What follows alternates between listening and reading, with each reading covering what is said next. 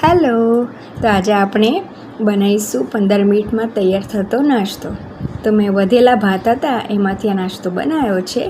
તો મેં 1 બાઉલ વધેલા ભાત લીધા છે, 2 થી 3 ચમચી સોજી, ચણાનો લોટ, ચોખાનો લોટ, કસૂરી મેથી અને ધાણા લીધા છે. અને હવે મસાલા કરીશું આપણે.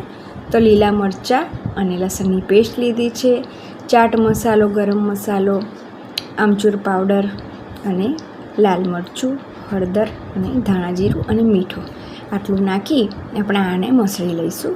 તો આ થોડું મસળ્યા પછી મોઇશ્ચર છૂટશે એ પ્રમાણે આપણે આને મસળીશું. તો આમાં પાણીની જરૂર નથી પડતી. હવે આપણે આમાં 3 થી 4 ચમચી તેલ નાખી દઈશું અને હવે આપણે એને ફરી લોટની જેમ બાંધી લઈશું. તો હવે આ આપણો મૂઠિયાનો લોટ રેડી છે.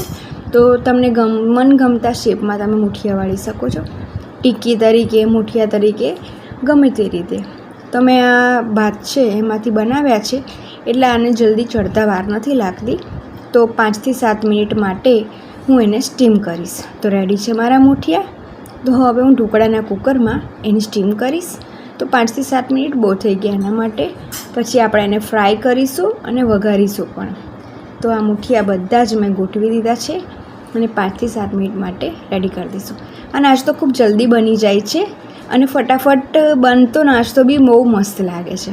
તો હવે આપણે મૂઠિયા ફ્રાય કરી લઈશું. અને આ મેં 6 થી 7 મૂઠિયા ફ્રાય કર્યા છે. આ ફ્રાય થઈ ગયા છે. હવે આપણે વઘારી લઈશું. તો હવે આ જે બીજા સ્ટીમ કરેલા જે મૂઠિયા છે એના તેલમાં આપણે રાઈ, લીલા મરચાં અને લીમડો લીધો છે અને તલ લીધા છે. તો હવે આ મૂઠિયા આપણે વઘારી લઈશું. તો રેડી છે મારા વઘારેલા મૂઠિયા.